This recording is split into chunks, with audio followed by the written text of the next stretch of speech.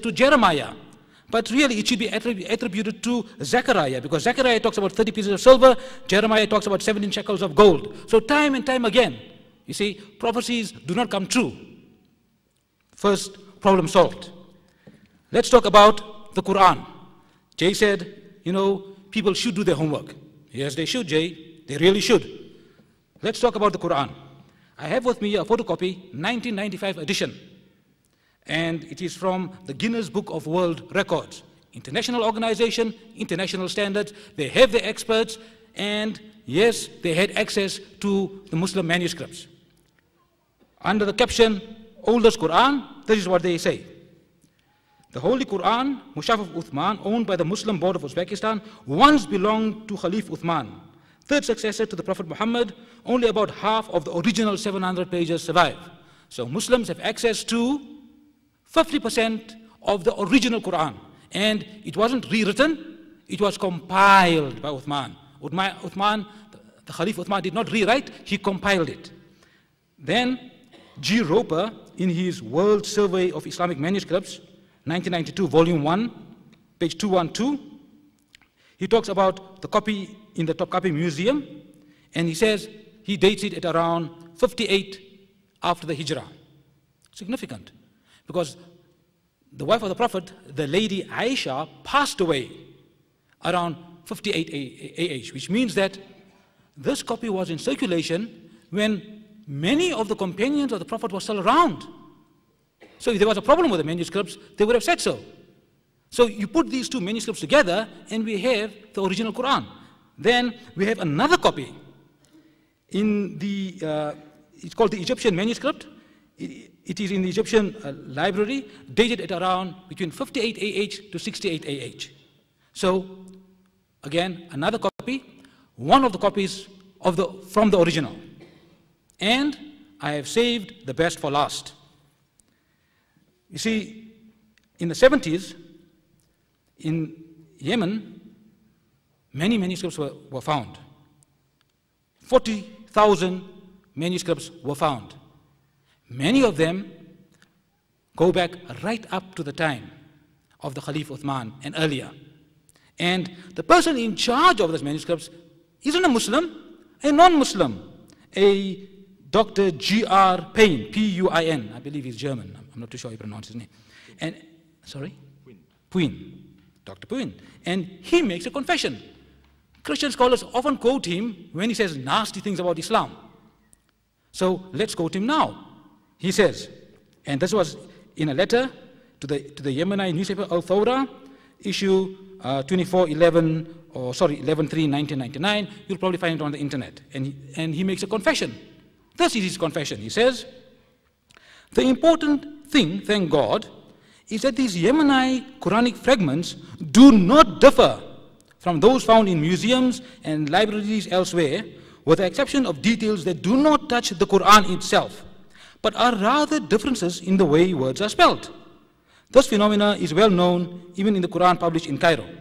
So we have now manuscripts, well, apparently about 15,000 have already been translated. So we have manuscripts, 40,000, perhaps less, 20,000, 30,000, that go right back to the time of the Prophet. So we do have the manuscripts. And as I said, I wish to emphasize there's a difference between compilation and to write something. Let's get to the burning of manuscripts. Now you see in the book of Acts, chapter 19, verse 19, people are asked to burn books. It is a negative act. Voluntary burning, Christians are asked to burn books which do not conform to their theology. So they burn the books, a negative act. But it is not the same with Muslims. You can't impose a Christian value on Islam. You see, ask any Muslim child, if he has a copy of the Quran, what does he do with it if it's old and ragged? He says two things. He burns it, or he buries it. So, the Khalif Uthman, after he compiled the original manuscripts, he made a blanket order. And bear in mind that the Quran was not like the Bible. The Quran was always in the hands of the people. Does that mean I have 3 minutes? 3 minutes. The Quran was always in the hands of the people. And what happened was that as Islam began to spread, people began to colloquialize the Quran. For example, the English say in Britain, may I talk to you? The Americans say, may I talk with you? You see, it may appear to mean the same thing, but there's difference in the way it is phrased. So, Muslims were so particular, they said, you can phrase it any way you like, but you must read the Quran the way it was revealed. So a blanket order was given that wherever you have your own personal copies, please burn it. And some of the companions of the Prophet, peace be upon him, were offended because they felt that they had the original copy, but it was decided that no excuses and everybody had to do exactly the same thing. And so copies were burned, and the originally compiled manuscripts were presented to the people, copies were made thereof, and then it was sent to all the provinces. So the actual burning of the manuscripts, as I said, may be a negative act in Christianity. With Muslims, we really have no problem. Jay said something about the Gospels, you know, the original was written in 50 AD. Yes, perhaps in theory only. Because the earliest manuscripts we have in our possession today is the Rylands papyri, Rylands manuscript. 3 square inches, I kid you not, 3 square inches, dated at 125 AD. Then we've got the Chester Beatty papyri, 200 AD. Again, part of Matthew, part of Luke. And then, of course, we have other minor papyri as well. The Bodmer papyri, also around 300, 200. And then we've got the most complete manuscripts, the codexes, 400 AD. So when Jay says that it was written around 50 AD, he really means in theory. Let me be kind to him. He means theory. He doesn't mean reality. Right. Then we don't even have it in the language that Jesus spoke. It's in Greek. So, and we don't even have the Greek manuscript written by Jesus, peace be upon him, himself. And there is no proof, really, and perhaps Jay, or, you know, when he has his turn, he's got to prove to us that, you know, Jesus, you know, got his revelation in Greek. It should be very interesting. The other accusation he has made, and perhaps if I don't have time, I will complete it. We have 5 more minutes. Okay.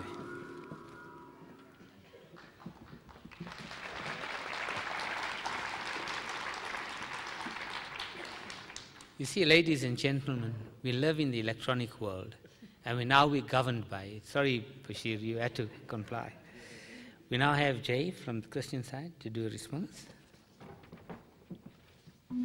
Great. This has been fun. I'm enjoying this. It's been terrific to not only have Bashir and to have a man as eloquent as he. I think it's been terrific to see some of the questions you have.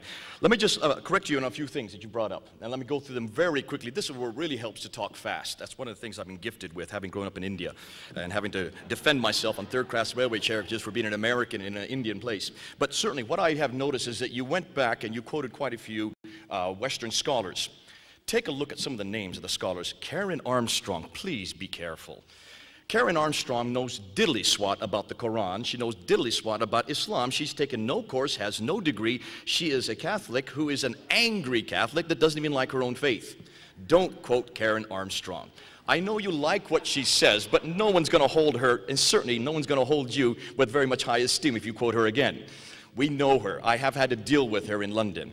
The other thing, when you're going to talk about the authority of scholars and you then stipulate and you spend 5 minutes quoting from 1919, you got to remember, 1919 is when the Tübingen School was just coming out with historical criticism. Remember, the scholars of 1919 did not have anything available to them in order to criticize. You've got to keep up with the newest research, Bashir. Come to 2007, not 1919. It's the scholars today now that are looking, and they're completely readdressing what those from the early 20th century were saying. Today, they no longer say that Moses did not write. And be careful, because if Moses did not write it, what are you going to do as a Muslim? You've got a problem. You've shot yourself in the foot. But more than that, think it through.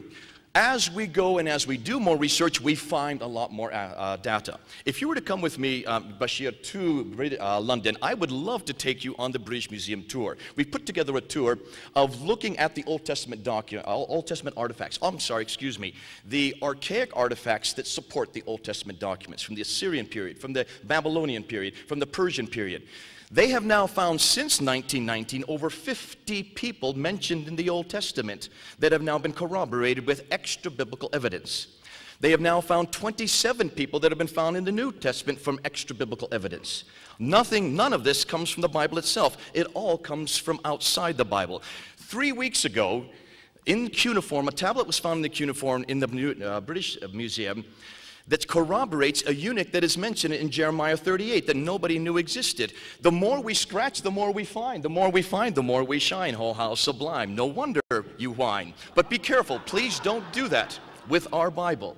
It's terrific to see the new research that's going on with the Bible. And it is ongoing every day.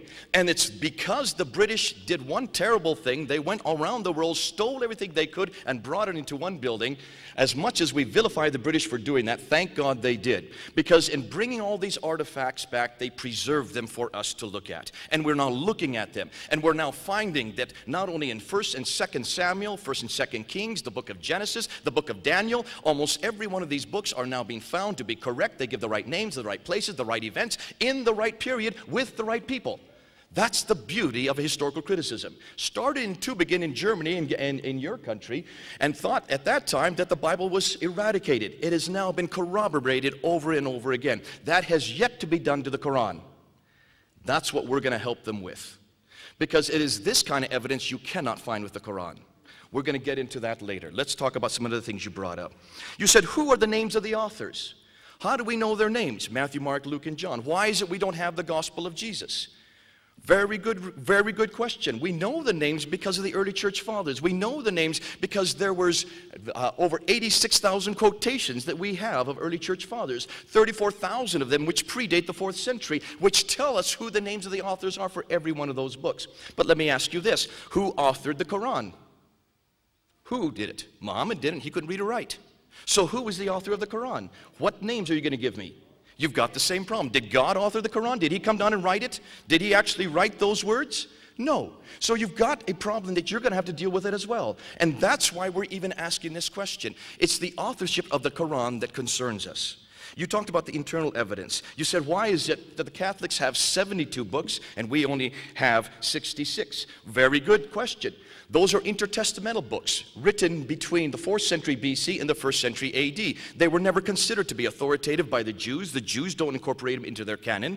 At Jamnia, it was never incorporated. Neither do the Protestants. It's only the Catholics that had to incorporate them, and they incorporated them in 1546 at the Council of Trent. So if you have a problem with those other books, go ask the Catholics. Don't ask me. It's not my problem. Thank God I don't have to worry about their canon. But the great thing is, isn't it great to be able to engage like this? Isn't it great to be able to ask these questions? And isn't it terrific that we have answers for all these questions? Let me go on. You said, what about the KJV versus the RSV? The KJV uses old references, and you're correct. Good man, you did your homework. Because what the KJV did, the King James Version, it used manuscripts that were available to King James and his scholars, not himself, sorry, his scholars, in 1611. They had very few manuscripts available at that time. They had very recent manuscripts from the 11th, 12th, 13th, and 14th century. They did not have the older manuscripts that have now been discovered. Those were all discovered in the 1800s. We now have access to those older manuscripts, some of which you mentioned, like the Sinaiticus, and the Alexandrinus, and the Vaticanus, and the Bodmer Papyrus, and the John Ryan. You didn't mention John Ryland's manuscript because those are the book of John from the 2nd century. And it's these manuscripts, much earlier manuscripts, that do not have the end of Mark. No, they don't have the end of Mark. But then you went on and you made that statement that therefore, since the end of Mark does not have the ascension therefore must not be. Shame on you. Look at Matthew.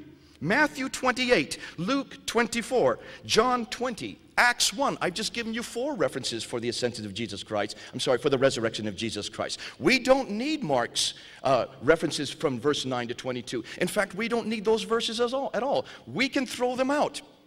But it's obvious that after verse 8, there came a sudden stoppage. Looks like that man